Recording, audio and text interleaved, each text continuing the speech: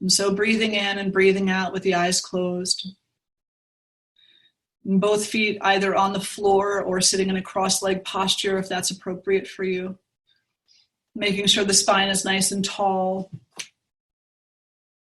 And that the face is soft with compassion.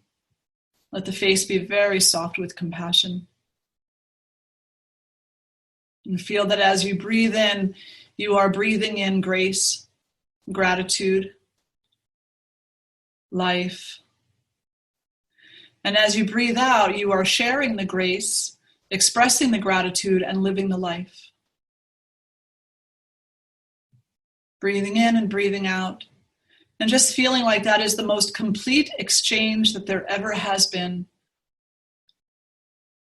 The inhale followed by the exhale, followed by the inhale. All such a divine gift.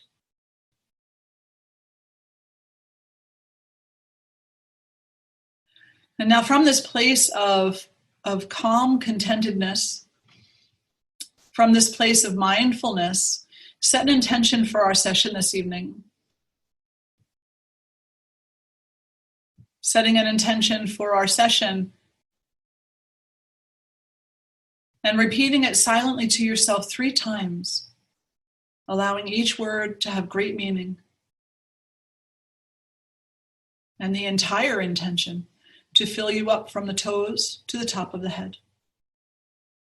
So every cell of your being is working, serving, and surrendering to that intention.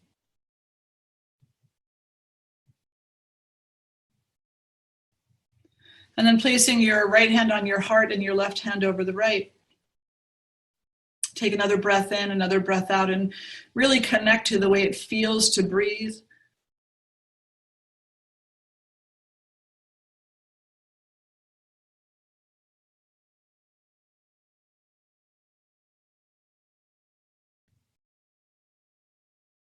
And then together, we'll lift our voices in one Om. Take a nice breath in.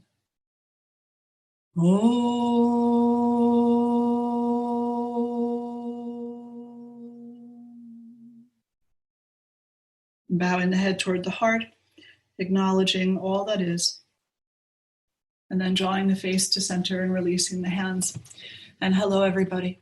So good to see you all here tonight. Thank you so much for coming out to play and to talk about forgiveness and letting go and what all this messy stuff about being human is. I think that whenever I do a talk on forgiveness, it's like one of the most popular talks. For days after, I'll get messages from people. Did you record that? Can you post it? Can you send me the link? I really need to listen to that now. And so what that tells us is that, or what it tells me, is that the idea of carrying the burden of the idea of what someone else has done to us, how they've harmed us, betrayed us, hurt us in some way, shape, or form is a very heavy burden. And it's one that we really, in our heart and in our mind, really try to let go of. We really want to let go of it. We don't want to carry it because it's not really our burden to carry. But the ego makes it our burden. And so our shoulders become very tired and our heart becomes very heavy.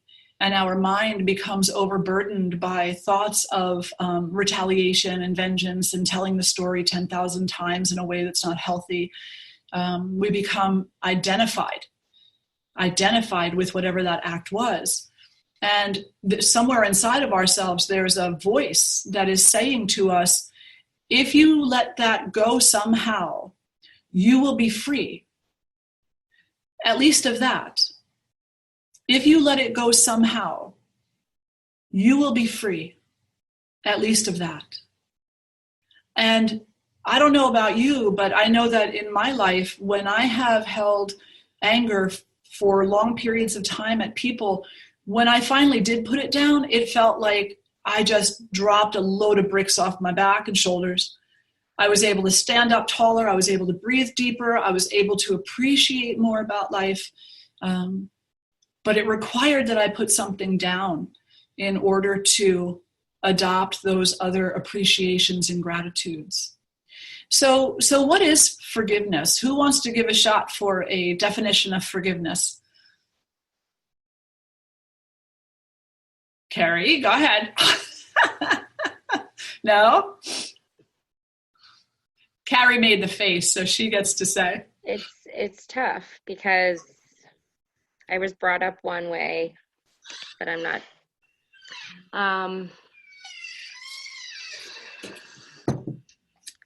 Letting go and moving on. That seems very simplified. Well, simple is best, isn't it? Letting go and moving on. I really like that. Very good. Thank you. Who else? Who else has a thought? Holly? I saw you thinking.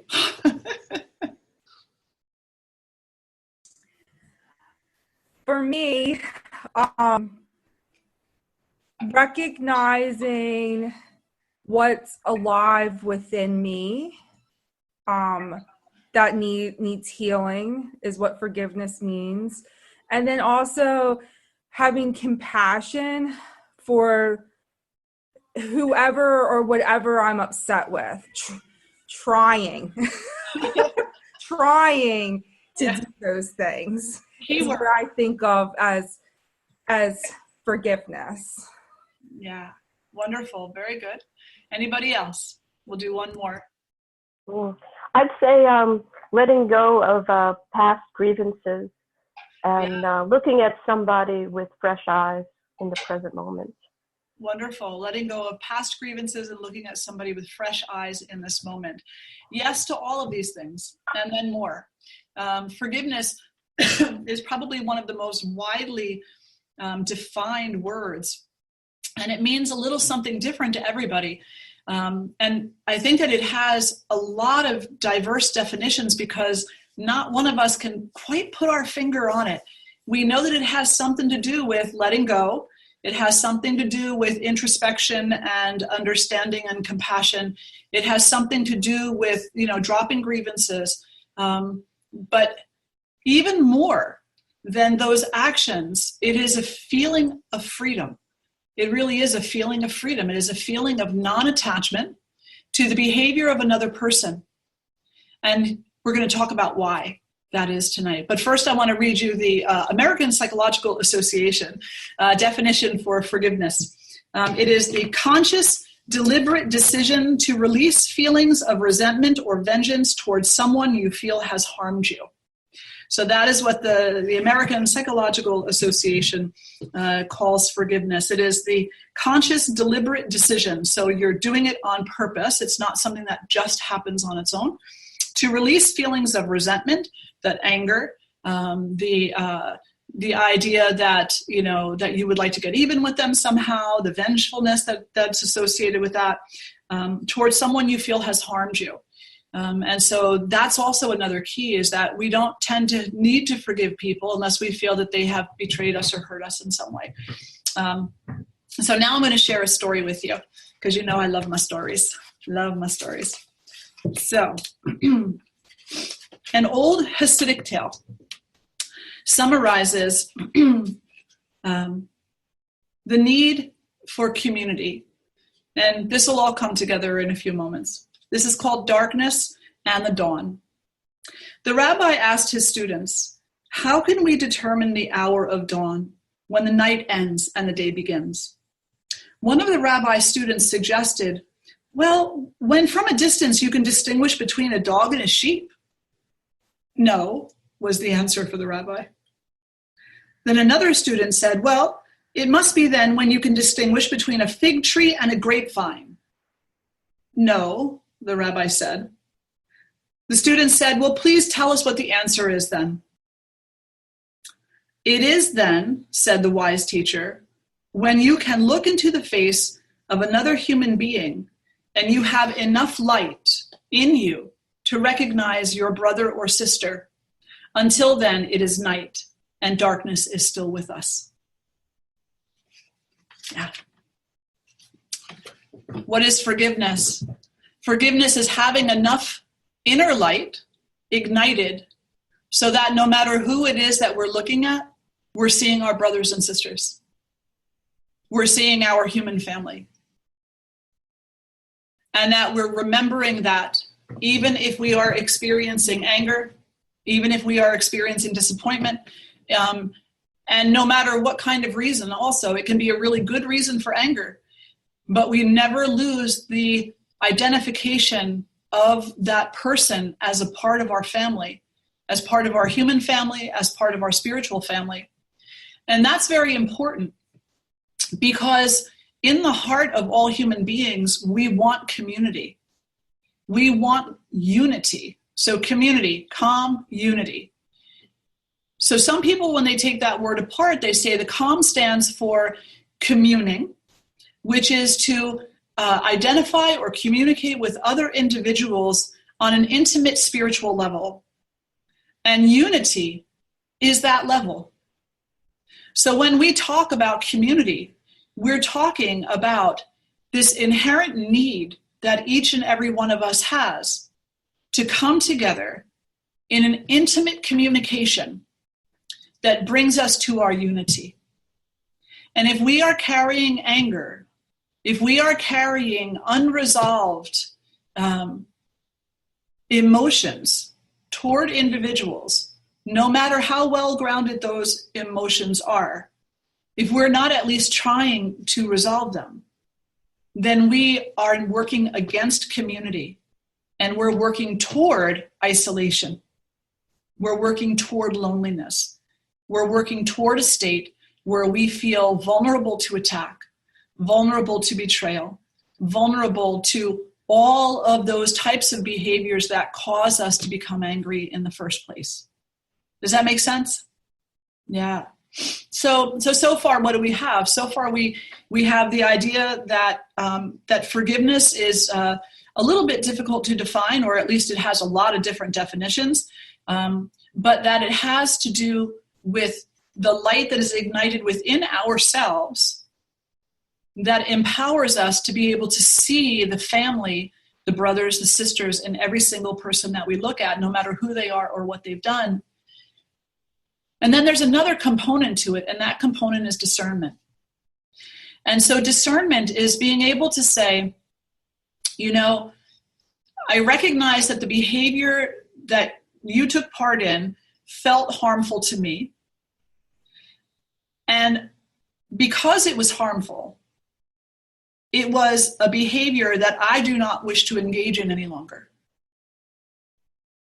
And so the discernment is being able to see the harm, recognize the harm, acknowledge the harm, take appropriate steps or actions in order to move oneself away as best as one can. Sometimes that's not the easiest thing in the world to do, but always with the idea of not taking part in that which is harmful.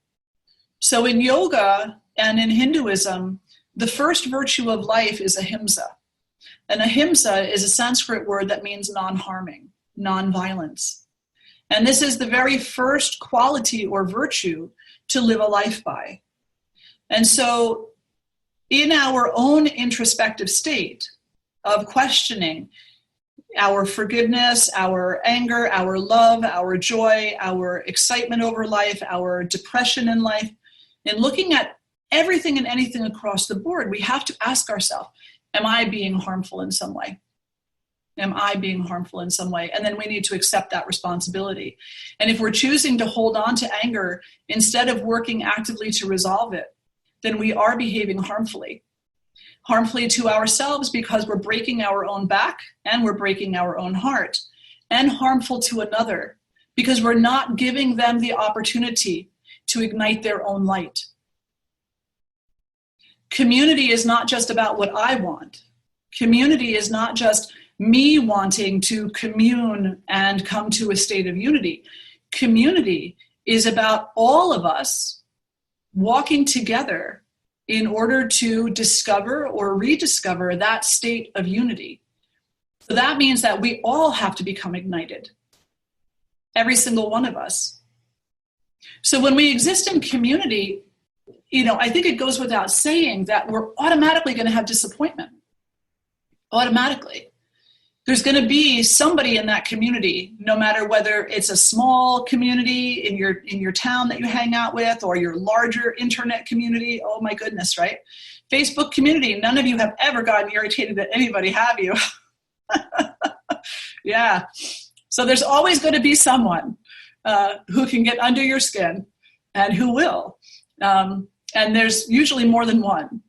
So in community, there is automatically this idea that you're going to have to learn how to forgive quite a bit if you want that community to continue with its work of igniting the inner light, with its work of igniting the light that allows us to see each other through eyes that see unity and not separation. So we need to come to a place where we can practice forgiveness on a pretty regular basis. So what does that mean? Does that mean that when someone does something wrong, we should just say, well, that's okay, I forgive you? Not if you don't mean it, no. Discernment, remember? We have to be able to discern not only what it is that happened in a great amount of actuality and realness versus the drama surrounding it, but also we need to be able to recognize when we mean what we say and when we don't. So that if we are talking to somebody who has harmed us in some way and we're like, that's okay, I forgive you, and then we're walking away saying, oh, but this is what always happens and I'm sick and tired of you, then we don't really forgive them. So we're actually lying. And lying is contrary to the second yama of satya, truthfulness. So we need to be truthful, but not truthful in a way that is vengeful, vindictive, and harmful, like, oh, you're the biggest jerk in the world, therefore I'm still mad at you and will always be mad at you. Because that would potentially cause them suffering. Instead, you take the self-responsibility and say, I'm doing my own inner work right now. And what I find is that my inner work suffers when we get caught up in these conversations. And I really am looking forward to the day when we can have a conversation that doesn't go awry.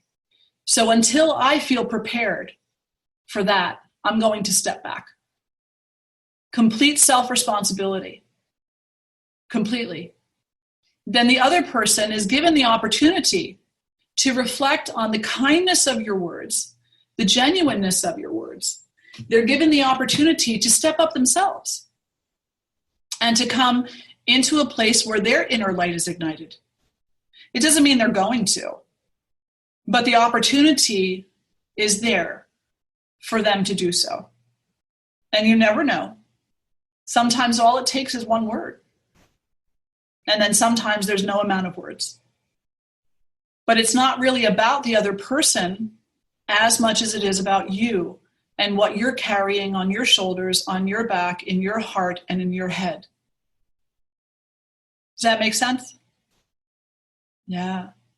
So I love that story of the rabbi. He said, when the light is bright enough that you can see every being as your brother and your sister. Now, how bright does your light have to be in order to be able to see everybody? It's got to be pretty freaking bright, like 10,000 suns bright, So then what that means is that in order for us to come into a healthy place of being able to forgive, we also need to have a lifestyle conducive to igniting our inner light. Yeah. If we don't have a lifestyle conducive to igniting our inner light, then no matter how hard we try or how many times we claim to forgive, it won't be the truth. It'll just become another burden on top of a burden on top of a burden. So it's important that we are living a life that has a high level of self-responsibility. And that's not letting people off of the hook for poor behavior either. It's saying, I understand that my reaction is mine. I understand that your behavior is yours and my reaction is mine. So I'm going to let you keep your behavior and I'm going to work on my reaction. And then by doing that, by taking the time to practice what in yoga we call svadhyaya, we come to a place where we know ourselves much better. And maybe what we end up finding is that there is a part of ourself that actually wants to be mad,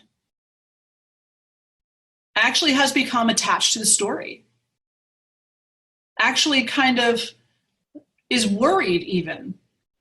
If I forgive this person for whatever it is that they have done, then what the hell will my story be? Because if I forgive them, I can't stay with the story. I've got to have another story. And after all the times I called them this and called them that and accused them of this and accused them of that and dragged their name through the mud, I can't go call them a nice person now. That won't work out very well.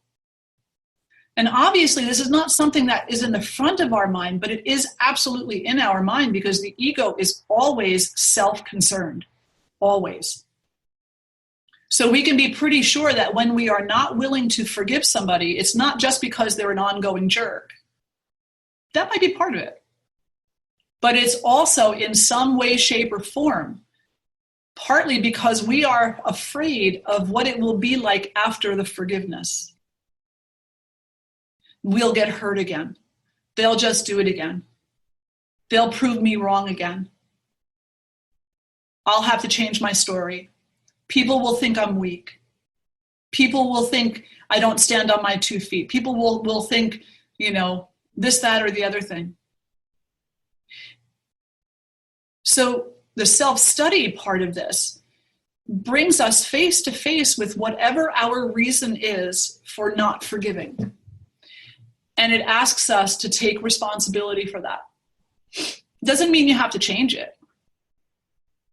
But once you start looking at it deeply enough, you might want to. You might want to because you might recognize that to carry around that kind of fear and that kind of identification is unhealthy. And it might be even more unhealthy than the original action that got you angry to begin with.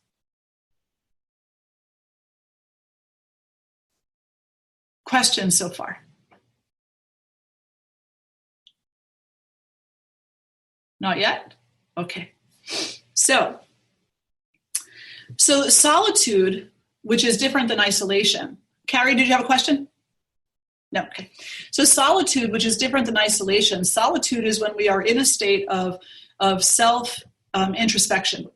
And that's where the work happens. That's where so much of our work occurs, is when we are by ourselves, with ourselves. When we are with a community of people, we're not necessarily doing our work. We could be, but under certain conditions, because that community has an opinion. And so they're going to egg on whatever part of you is invested and involved in not forgiving or in forgiving.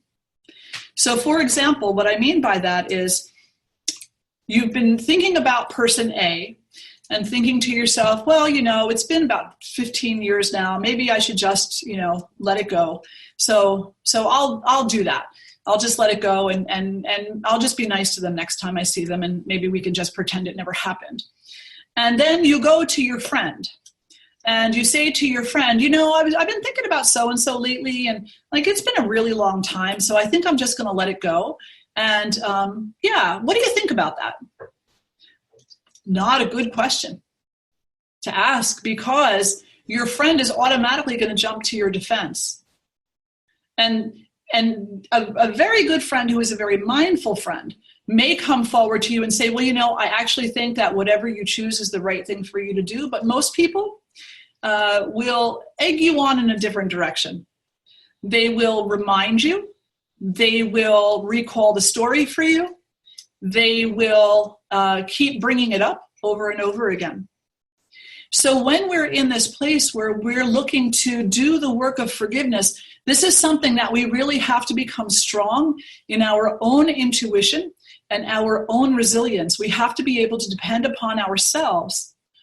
Now, you can, of course, talk with a spiritual counselor or your priest or your rabbi or a counselor of some sort. But other than that, kind of going out into the bigger community where all these other people are also actively holding grudges and being angry and carrying a similar burden as what you're carrying without looking at it, without doing the work of looking at it.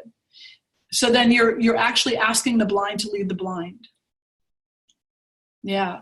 So the work has to be solitary at first. Then don't look for other people to give you accolades because you chose to forgive. So if you decide person A is, it's about time, maybe we can salvage something about this friendship, and you then make your amends with person A. You tell them, you say, well, I forgive you for whatever you did, and let's start over again. And then as you're walking through your community, and you need to be careful that what you're not looking for is validation from the members of your community about what a nice person you are for letting this person off the hook. What a great person you are, what a kind person you are, patting you on the back and also making this other person feel small, belittled, and demeaned. Now, of course, in this moment, I'm not talking about large-scale harmful acts, because those have a whole nother route that they have to go through in order to be resolved, and sometimes that route is a legal route. But how many people are you angry at in your life right now? On average, I think they say we're typically angry at like 5 to 10 people a day. Yeah, 5 to 10 people a day. And so, like, those are little angers. Those are like, you irked me on Facebook or Instagram, or you scrolled and saw something that somebody posted and thought in your mind, oh, figures, and so you got angry at that person. Yeah. And then that becomes a passive-aggressive form of anger. But you turn it around, the tendency is for us to turn it around and to make it that other person's fault. Because how dare they post something I don't agree with? How dare they put something there that I'm uncomfortable with? How dare they speak their mind when their mind is not cohesive with my mind? And so by having expectations of other individuals who are within our community, we are actually setting them up for our anger and then trying to talk ourselves into forgiving them. Did that, you like that, Jenny, huh? Yeah. So isn't that fun? It's such a game that we play, but it's so true. So there's this conversation. Henry Nouwen wrote a really great book on spiritual counseling. And in this book, he talks about forgiveness, and he says, let's see if I can get it right. It'll be paraphrased greatly. But basically he says, when you are in community, what you're looking for in those relationships are the part, or is the part of the person who can bring you to commune in unity. And anything less than that is a disappointment. So you're setting yourself up to have expectations of the people who are around you based on the spiritual impulse to be reminded of your unity. So he says, what you're actually angry at the person for is not being God. Is not being God, because God is the only one who can walk you through that remembrance of unity. Every other human being is struggling just as much as we are. And so to expect them to show up in a way that empowers your remembrance of unity is asking them to be like God. And that's a false expectation, because they can't. Not that they won't, they actually cannot. They cannot. Now, there are obviously some people in the world who, they might seem like, wow, they have such great energy and they lift everybody up that's around them. But they also have moments when their energy is not so lifted. We all do. Every single one of us does. So one of the key components to forgiveness is taking a look at the expectations that we have toward the people within our community and within all the little communities that we belong to, and asking ourselves, what do I expect from them and why? Well, I expect them to tell me the truth. Why? Do you always tell the truth? Well, I expect them to be honest with me about their feelings and to be open and communicate with me. Well, why? Do you always communicate your feelings with people? Well, it's not the same. They should know that I'm their friend. But if you were their friend first, then you wouldn't be putting the expectation on them to always open up to you, to tell you things that they might not feel comfortable telling you. Does that make sense? You would hold a space where they could be exactly who they are. And if it's that they want to talk, then they have the freedom to talk. And if what they need is to be quiet, then they have the freedom to be quiet. And we don't judge them for that. We don't hold a grudge for that. We don't say to them, wish you were different, wish you were better friend, wish you were a better boyfriend, wish you were a better girlfriend, better spouse, better child, better boss, better employee, wish you were better. No. They're just who they are. And so once we can let go of those expectations, then maybe we can have a little bit more space within ourselves to change our communication. So community is what the heart wants. But whenever we come into community, there's going to be turmoil. As soon as you have two people, you don't even need two people, you just need two parts of one personality in the same room. And then all of a sudden, all hell breaks loose. So then when you get two people in a room, you've got at least four parts of personalities, two on one, two on the other. And typically something will go awry. So the work of forgiveness, the work of introspection has to be done in a solitary way. And then carrying the benefits of what you discover in that self-study into community with you, into the heart's calling to have an intimate spiritual communication that reminds us of our unity. Remembering in that moment that the person you are interacting with or the people that you are interacting with are not God.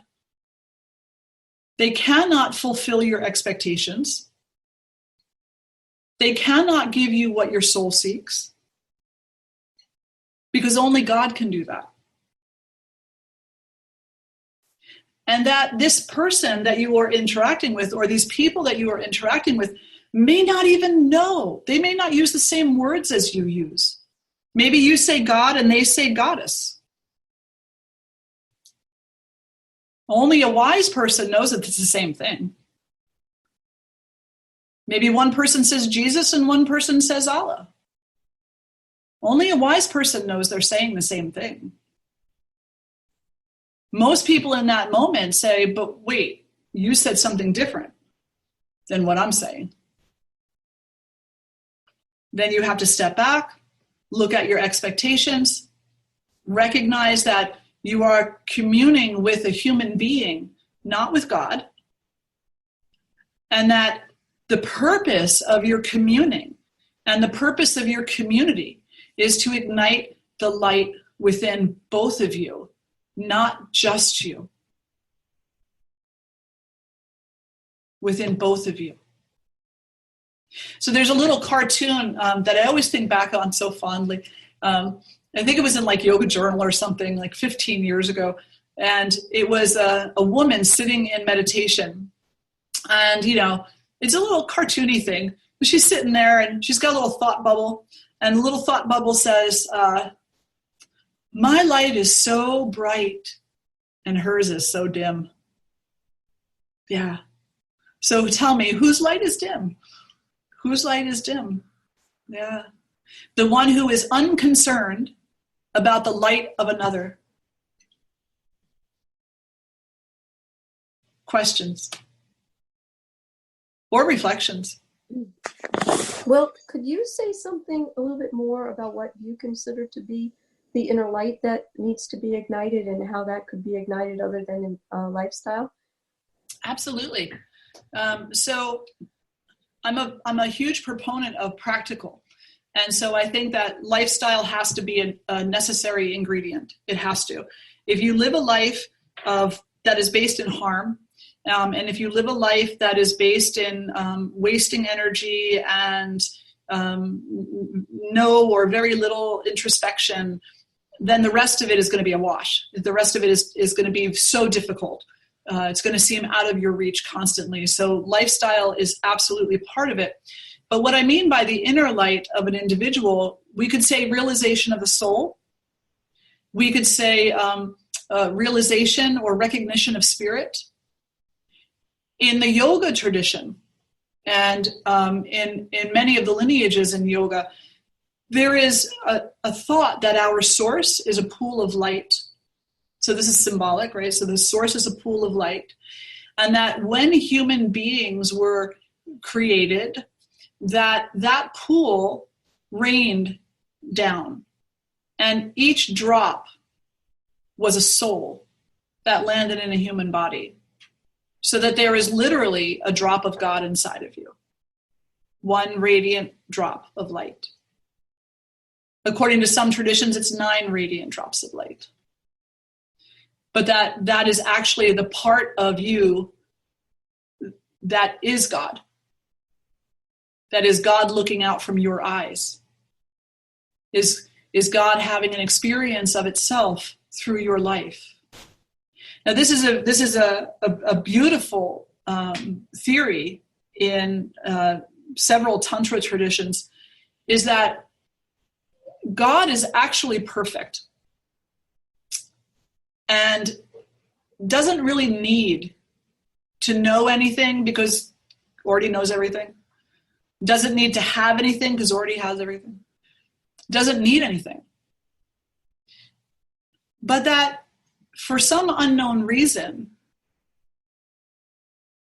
became aware of itself and wanted to know more about itself. And does that through your life and my life and every life. That there is a consciousness behind the eyes. There is a consciousness behind the sound of the ears. There is a consciousness that is behind the smell. There is a consciousness lingering behind the 5 senses. The 5 senses are independent actors that are acquiring information as you walk through the world. And then there is the part of your mind and intellect that are interacting with the 5 senses. And then there's a consciousness behind that. And that consciousness, according to some, is God living through you, having an experience of its own perfection and diversity through you. And now for some people, that's a very difficult thing to hear and a difficult thing to accept, especially if we've been raised in a tradition that talks about duality, that God is outside of you and not inside of you, and your soul is broken and needs to be redeemed. Then this perspective is not going to sound right to you. But maybe think about it and ask yourself just one really simple question. If I ever came into a moment where I actually had faith that there was some small little amount of God's consciousness living in this body, seeing everything I'm doing, taking part in everything that I do, experiencing its own consciousness through my actions, how much would your life change? What would you no longer do? Oh, quite a bit. Quite a bit. KP, Krishna Priya, she said, well, what did you say, love? I said, I think I'd eat more cookies. She said she'd eat more cookies. She'd give God more cookies. So, absolutely, absolutely. But there would be a list of things that you wouldn't do. And why would you not do them? Because in our limited human perspective and our limited human understanding, we would be committing the very same acts that when other people commit them, we feel we need to forgive them for them because we're angry at them. Does that make sense? Yeah. So if you yourself are the offering, then you want to be as clear and as energetically high frequency, as uplifted as you possibly can be. You know, if you're going to be carrying some aspect of the consciousness of God around in this body with this mind, you want it to have some kind of health to it, some kind of acknowledgement of its own purpose. So the inner light, the soul, the spirit, and actually the light of God within you. And how else can we come into forgiveness besides lifestyle? One way is through meditation. And there's actually a specific meditation called metta. And the word metta means loving kindness. And this practice, which we're going to do before the end of our time together tonight, this practice is actually meant to soften the heart so that we can come into a place of greater understanding. Understanding of what? Of the inherent suffering of all beings everywhere, and of our own suffering. And that many times, when we are angry with people, what we actually are feeling is disappointment in ourselves because we expected too much. And we knew on some level of our being that this person who believes that they are flawed, who believes that they are too little, too small, not enough, who is suffering, who has burdens in life that maybe we don't acknowledge all the time, that I expected so much from this person that I actually ended up hurting them and me through those expectations. So the act of forgiveness is not letting them off of the hook. It's saying to yourself, I'm going to course correct.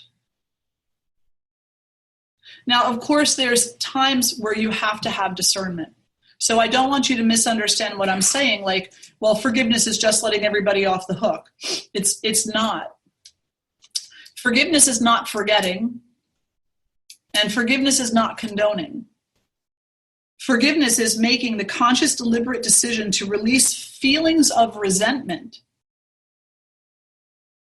So you can remember, you can be very well aware of what another person's tendencies are. But you come into a place where you decide, I'm not going to hate you for that anymore. But I'm also not going to be involved. And that's your right. That is absolutely your right. Because forgiveness doesn't mean that you have to run up to the person and give them a big old hug and tell them that, you know, everything is all good. Because if you think about that, that wouldn't be truthful. You're still working on it. And guaranteed that they're still working on something too. So to say that, you know, you just avoid falsehoods. Recognize that you are a work in progress and that so are they. Coming into whatever level of forgiveness you can, and then making decisions about your own safety, about your own well-being, about your own sanity. But making those decisions not because of what that person is or isn't doing, but basing those decisions on what you need. And those are two different things. So for example, if I have a friend who drinks a lot, and I used to drink a lot, but now I quit. And every time that I'm with this friend, they want to drink. They want to go out to the bar. They want to go out to the club. And I keep saying, you know, no.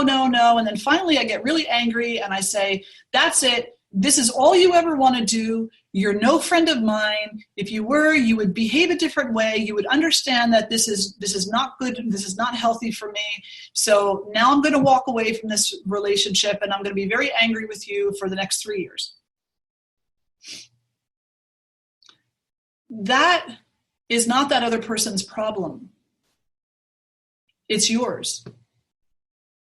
Because that person who wanted to go out to the bar, who wanted to go out drinking, was behaving according to their nature. And without looking at that,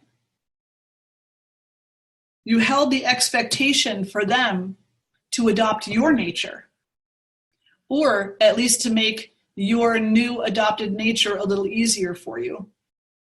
In other words, you wanted them to do some of your work.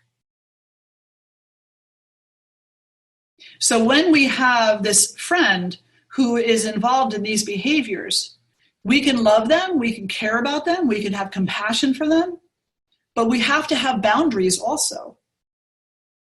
And what I like to say is that when you have really healthy boundaries, forgiveness is not an issue. You're fine. When you have really healthy boundaries, forgiveness is not an issue. Because you understand that the other person is who they are. And you have the ability to say yes or no, and then to feel positive and uplifted about what you have decided, because you have not decided it from the side of they're wrong. You've decided it from the place of this is what I need. So from the place of self-introspection versus blame. Make sense? Okay. So let's see. So Wayne Dyer, who I'm a huge fan of, I just absolutely love him. He left this world with so many gifts. You know, he has list after list after list for everything. You know, how to become enlightened in 6 weeks. You know, how to forgive in 15 steps. He was a great list maker. And he really did have a list. He had a list of how to forgive. And so he said, the first thing that you need to do is move on to the next action.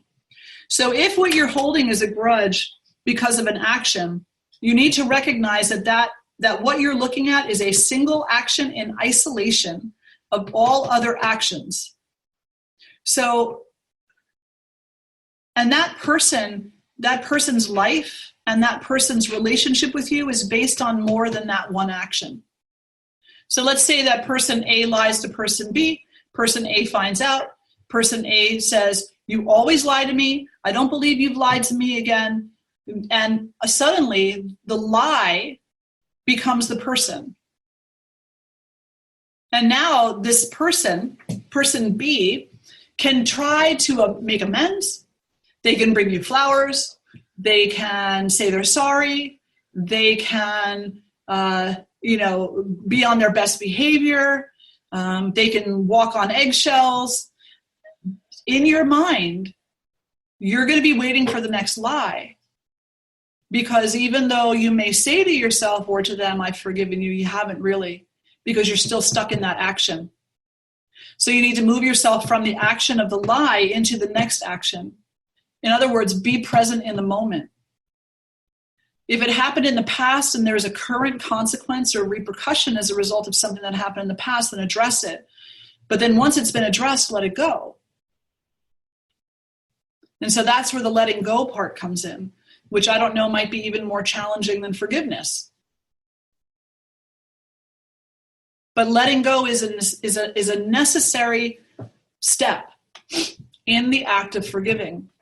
Because if you carry it with you, when I do couples counseling, one of the things that I say to the couples is this: take these words out of your communication dictionary, always and never. Because nothing is always and nothing is never. You never tell me you love me. You never make me breakfast in bed. You always leave your laundry on the floor. You always lie. You're always only ever concerned for yourself. You're never concerned about my feelings. No matter what relationship you're in, no matter how healthy or unhealthy that relationship is, not one of those statements is true.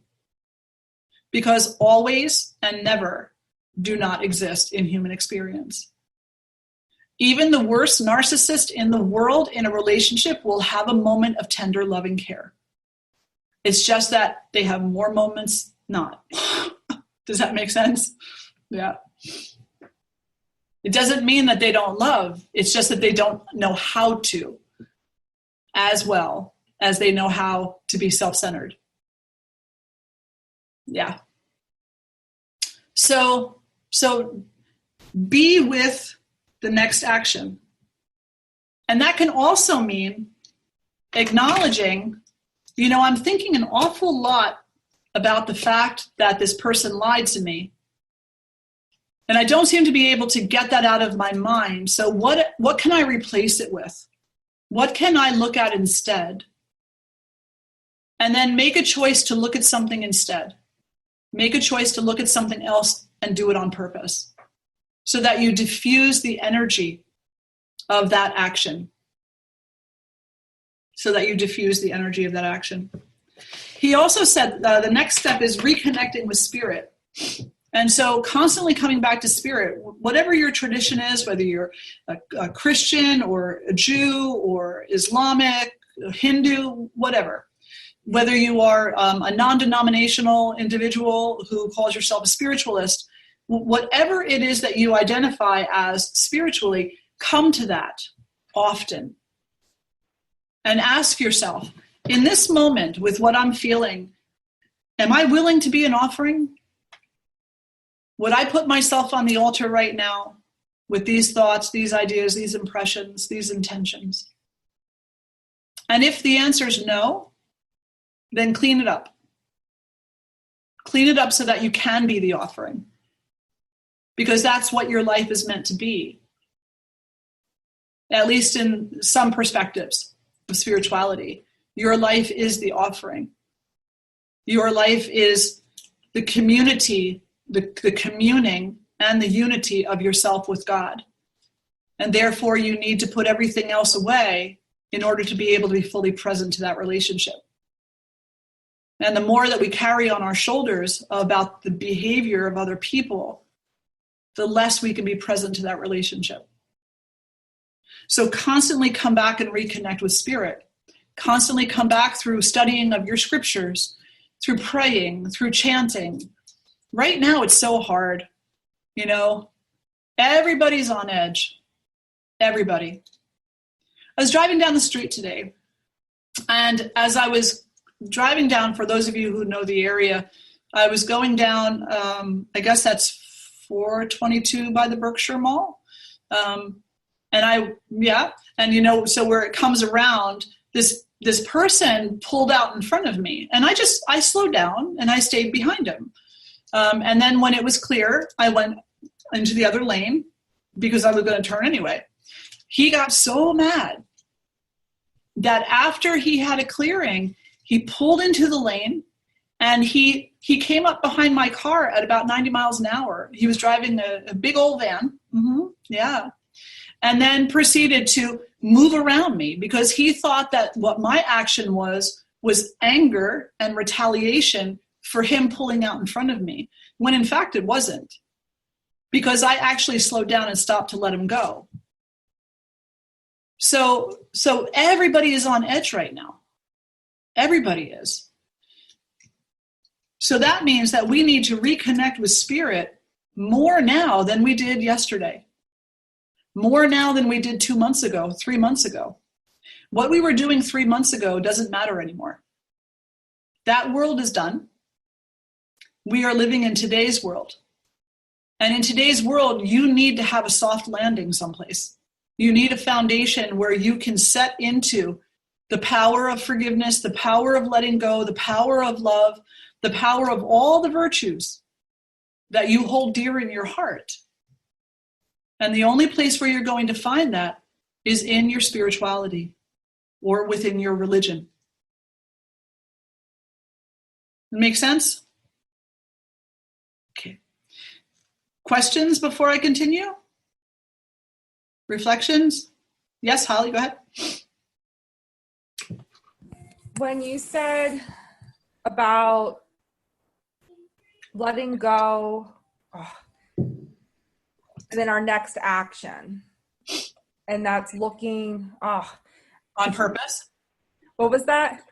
Looking on purpose at something else? Yes, thank you. I know I have a question, but the words aren't coming out.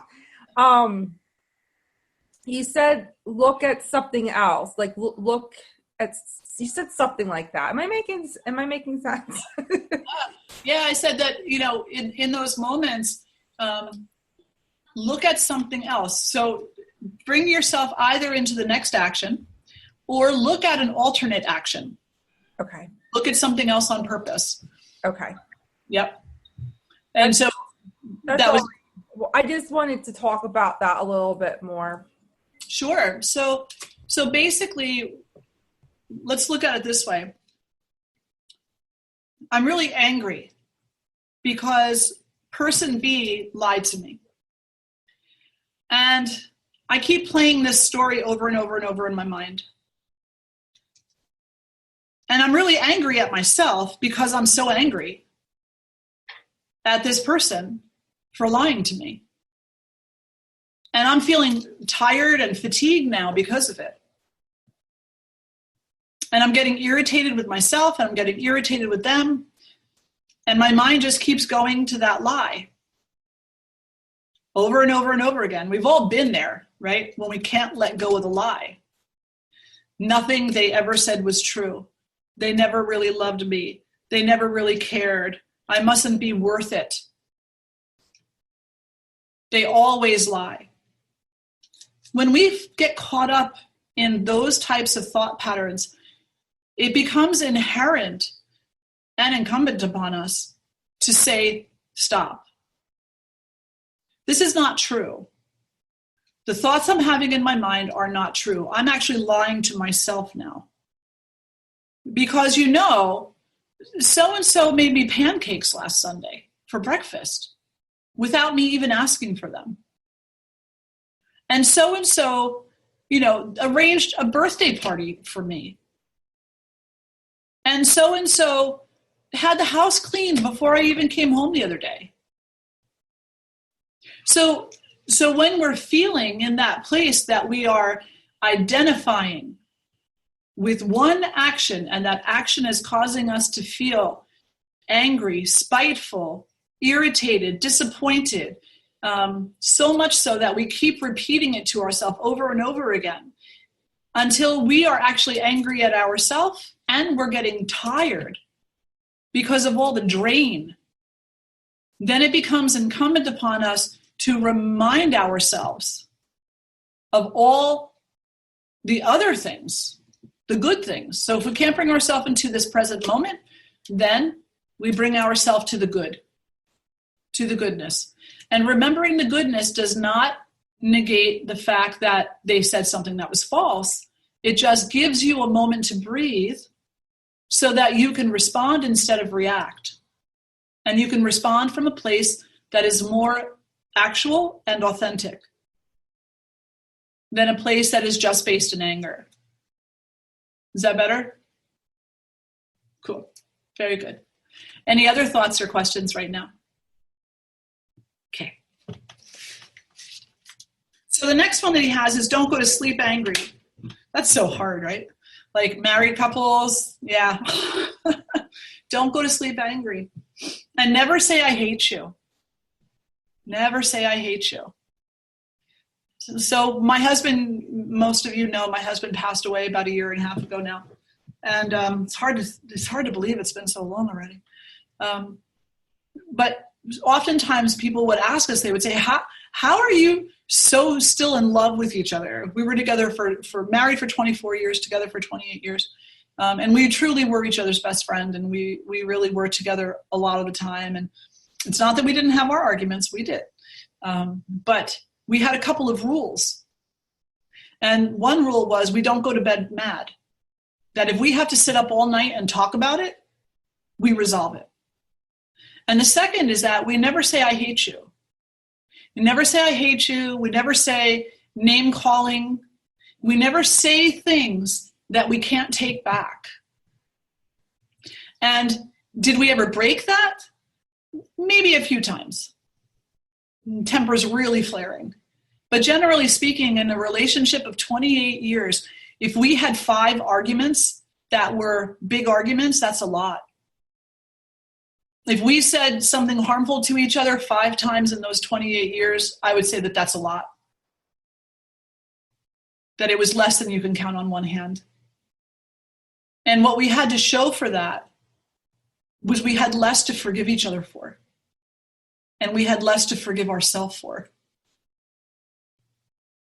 So in that moment, in a relationship where somebody is doing something that is irritating to you, instead of looking at them and saying, you're irritating me, that's blame and shame. Instead, we come to the self-responsibility of, in this moment, I'm not sure why, but that action, that behavior is actually contributing to some unsteadiness, to some feeling of not being safe, to irritation. And I'm not saying that you're doing anything wrong. I'm just saying that I'm having a reaction to that. Can we look at that for a moment? Can we look at that so I can understand why? And give your partner or whoever it is that you're talking to the opportunity to step up. And then you can both feel very good about yourselves because you communicated. Communication is also another word associated with community. You communicated. You came into community. You behaved in a way that was intimate, in remembrance of spirit, and in a way that empowered each of you to ignite the inner light, and in a way that you won't have to say, I'm sorry, please forgive me. Yeah. Move from blame to understanding. And I think that Carrie brought this up before, if I'm not mistaken. But move from blame to understanding. Seek to understand the other person. If you just blame them, then you're making them lazy. Do you like it when people blame you? No, of course not. Nobody likes to be blamed for things. So don't blame other people either. Instead, recognize that, well, I guess maybe this is just not high on their priority list. I guess that, cleaning up the dishes, well, how else can I go about this? How else can I get them to contribute to the cleanliness of the house or to the chores or to whatever it is that you're trying to involve them in, while also accepting that this might not be their priority, it's actually yours. And you're looking to them to be like God, to be so perfect that they can fit right into your expectation. Yeah.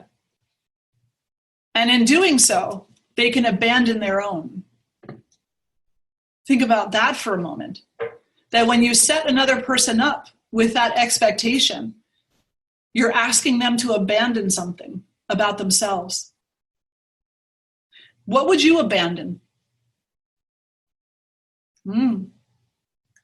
Yeah, right? Nope. So if we're not willing to abandon, then how can we ask someone else to?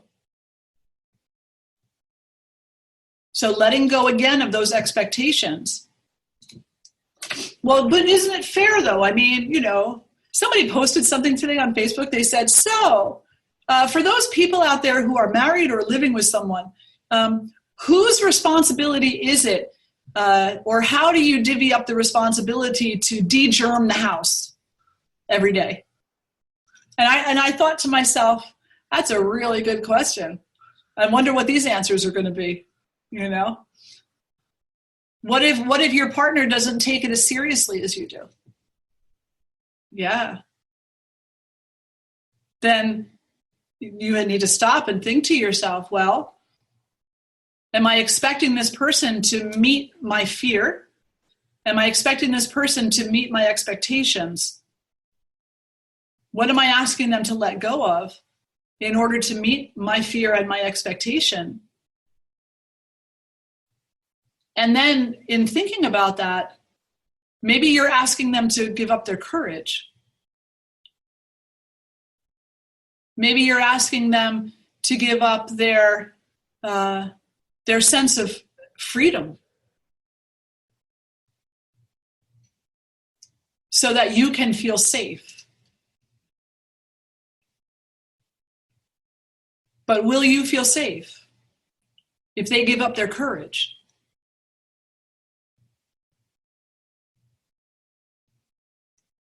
Will you feel safe if they give up their freedom? Nope. Will you feel guilty? Yeah. And you probably won't even realize that that's happening. So then how do we, in the time of COVID-19, have this relationship, an intimate living in with each other relationship with someone who doesn't take it as seriously as we do? We take care of ourselves and we let them take care of themselves.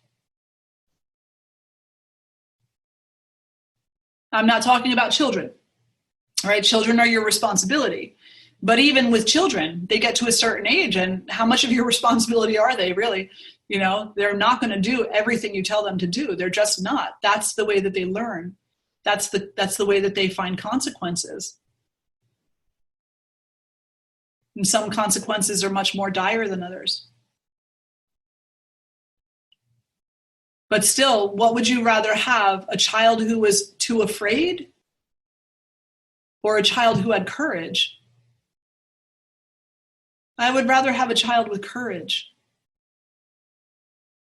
Yeah. Okay.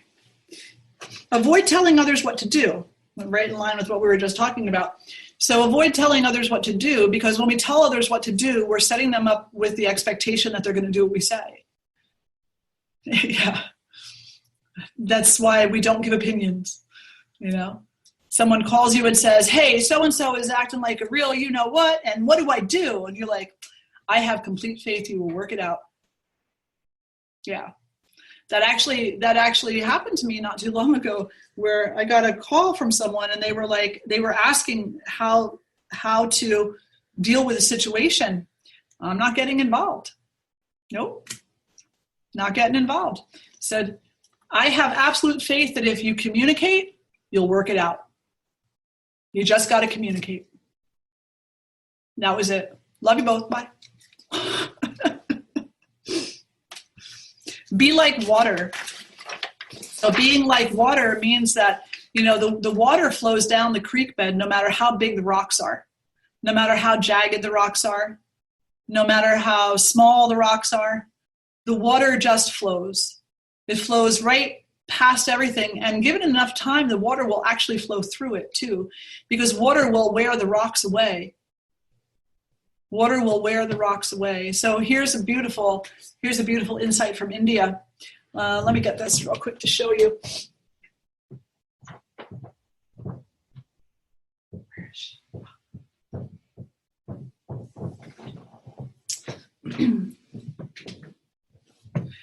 This is called a Shiva Lingam. A Shiva Lingam. These occur naturally in riverbeds in India and around the world. It's perfectly round, perfectly smooth. It has not been polished. It started off as a jagged rock, but the power of water took all of its rough edges away and turned it into this absolutely beautiful obelisk, which in India is considered to be a symbol of Shiva, or consciousness. So we talked earlier about the responsibility that we have to not only ignite our own inner light, but to also ignite to also be an empowerment to the lighting of the inner light of others. Be like water. And your being like water will wear away all of the rough edges on whatever it is that you are brushing up against. And that will expose the inherent consciousness, the light within.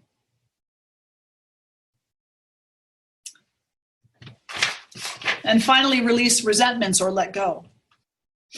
Like, this isn't serving me. What do we, when we say that, when we come and we're like, well, I'm just going to let it go because, it's not serving me anymore. That person's still a jerk. Once a jerk, always a jerk. This is what we say. But the reality is that, you're not letting go of the person. You're letting go of what you're carrying. You're letting go of the bundle of BS that you've got on your back.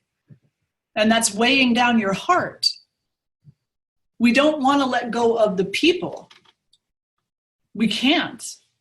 Because while our work has to be done in a solitary way a lot of the time, we are always in community with one another on some level. So we don't throw people away, even if we are keeping a distance from them. Instead, we just let go of our attachment to them. We stop holding them hostage. We stop remembering, well, that's right, I'm not talking to them because they lie to me all the time. Let it go. You're not talking to them because you're not talking to them. What happened 5 years ago is not today, and what happened 1 week ago is not today. What happened yesterday is not today. You're not talking to them in this moment because you have not yet come into a place of courage where you can not only empower your own inner light, but theirs too. So if you decide you're not going to talk to somebody, just be like, I'm just not talking to them. I'm not ready. I'm not ready. I don't have the tools. I don't have the tools to accept them as they are. I don't have the tools to stop judging them. I don't have the tools to let go of my expectations. I don't have the tools to let go of my fear. I don't have the tools. I'm not ready. And anything that I have to say would be harmful. So I'm just not going to say it.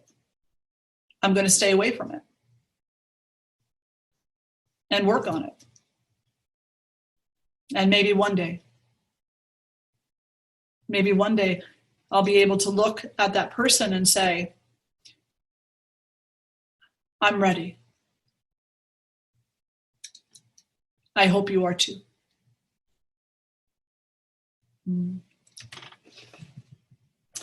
There was one other quote that I wanted to read to you.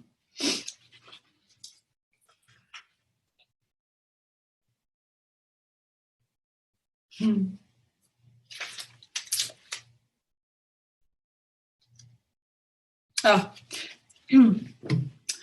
Matthew 18:22, it states, and this is paraphrasing, community is not possible without the willingness to forgive one another 77 times.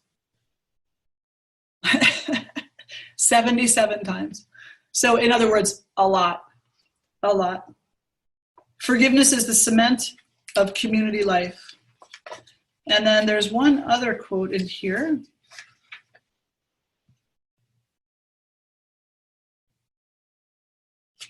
Maybe I didn't mark that one down. I just look real quick. No, I guess I didn't mark the other one. It was a quote by Jesus, actually. But you get the picture. So let's come into a meditation now. So let's sit nice and tall. Now we're going to close the eyes. And both feet are going to be on the ground, or if you're reclining back, that's fine too. You can stay that way. You can also sit cross-legged on the floor if you want to. As long as you are in a good posture that is not irritating to you. And then the eyes are going to close, and you're just going to focus on the breath for a few moments. Breathing in and breathing out.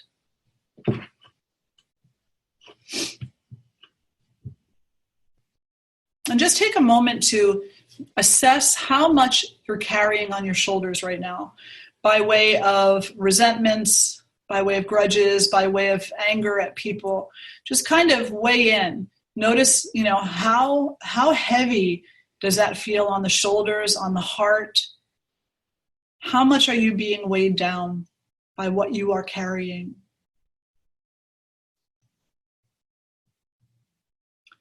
And then thinking to yourself, I'm not sure what I can let go of, but I'm willing to work toward letting it all go. I'm not sure today what I can let go of, but I'm willing to work toward letting it all go. A little bit at a time. And now bring to your mind's eye the face of someone that you love, someone that it's so easy to smile when you think even their name, when you see their face. They make you feel so good. You just love being around them. They are the light of your eye. And see their smile and be grateful for their happiness. But allow yourself to understand that they have also suffered in this life. And maybe you even know of a suffering, and call that to your mind and have compassion for their suffering. Have great compassion for their suffering and gratitude for their happiness. And send them this affirmation. May you be safe as I wish to be safe. May you be healthy as I wish to be healthy.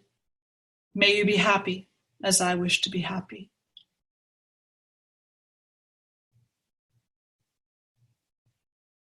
And now call to your mind someone who you are friends with, someone who is an acquaintance, you're friendly with them.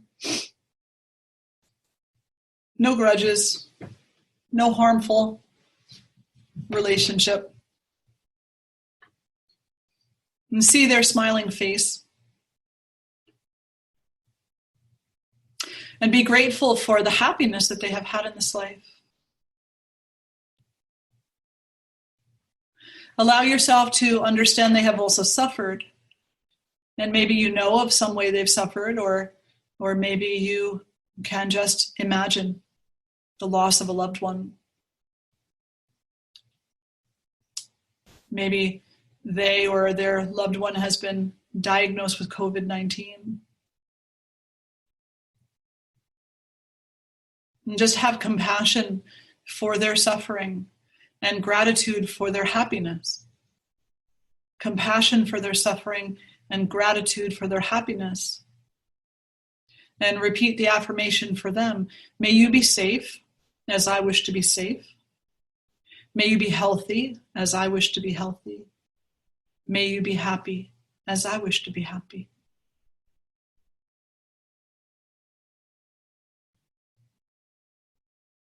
And now call to your mind's eye someone who you don't know. So use your imagination. It could be somebody from the other side of the world, someone that you've probably never even met or you haven't met. Someone who's different from you. Maybe they speak a different language. See them with your imagination. See them smiling. See them happy and laughing. Be grateful for their happiness.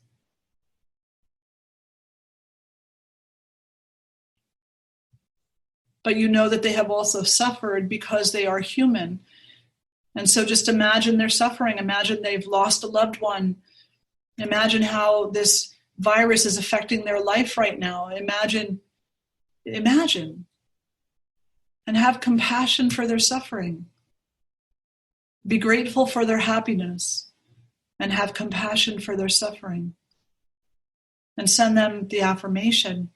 May you be safe as I wish to be safe. May you be healthy as I wish to be healthy.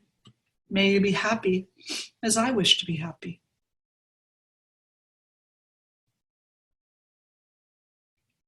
And now bring into your mind's eye someone who you feel has harmed you in some way, shape, or form, someone you're angry with, someone who you would like to forgive, but you might not be ready.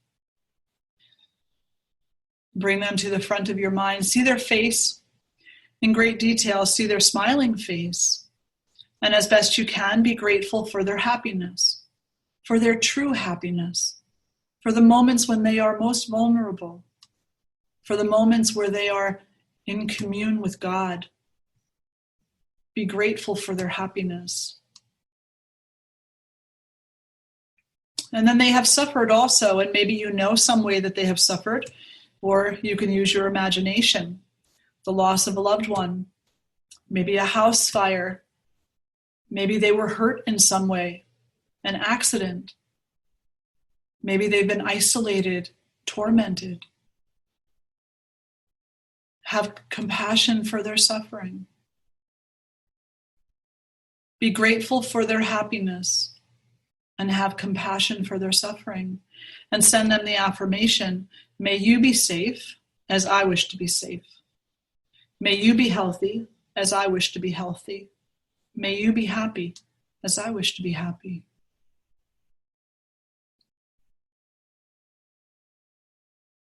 And now, as if you're standing in front of a mirror, bring your own self to your mind's eye. See yourself in great detail as if you were looking in a mirror. See your smiling face and be grateful for your happiness, for the times when you were so close to God, so close to your source, to the goddess, so close that it brought such joy to your heart. Be grateful for that. But you have also suffered. And you can remember a time when you suffered, a time when you were hurt, a time where you weren't safe. Have compassion for your own suffering. Gratitude for your joy, compassion for your suffering. And say the following affirmation to yourself. May I be safe as all other beings simply wish to feel safe. May I feel healthy as all other beings simply wish to feel healthy. And may I be happy as all other beings simply wish to be happy. And now see yourself standing in community, in intimate spiritual unity with all these people, the people that you love, the people that you like, the people that you don't even know, the people who have harmed you in some way. And you're standing in the center of this community. And with each breath you take, the light within radiates, it becomes ignited. And that light grows brighter and brighter until you can't see the definition on anybody's face anymore. You can only see the outline of bodies. And then you breathe and the light grows brighter and brighter until you can't even see the outline of the bodies. You all are just light and only light. May we all be safe. May we all be healthy. May we all be happy. May we all forgive. And may we forgive freely and openly. May we ignite our own light and be an empowerment to the igniting of all others' lights. And drawing the hands together in front of the heart. Together we'll lift our voices in one beautiful Om. Take a nice breath in. Om.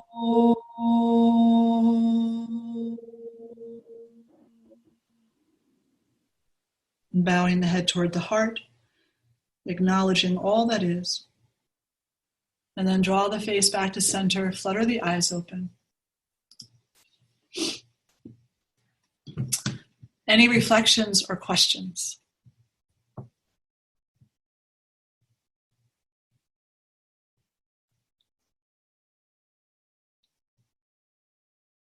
Do you feel that you've gotten something out of tonight's seminar?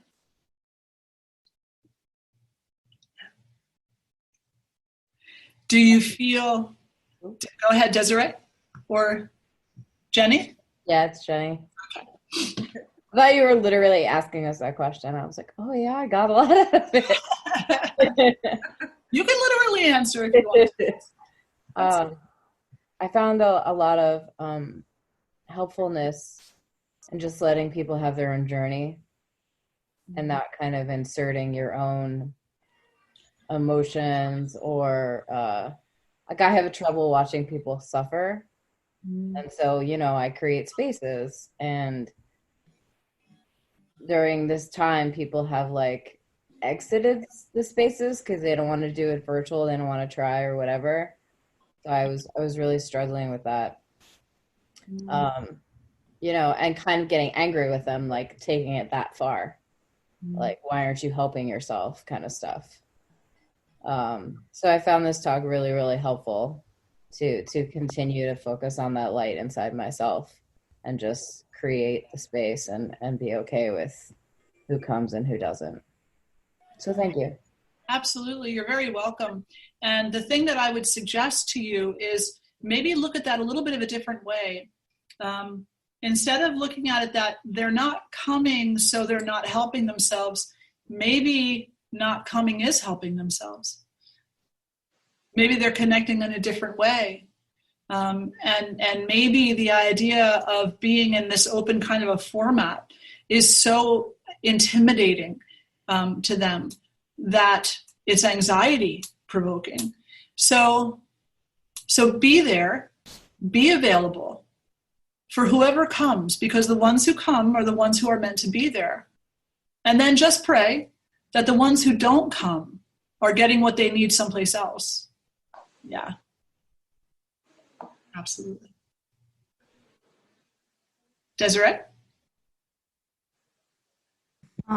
It's just been a really good reminder to listen to you talk again and just remind me how I really do need to take ownership for our anger and our emotions, even though someone may have done something to us.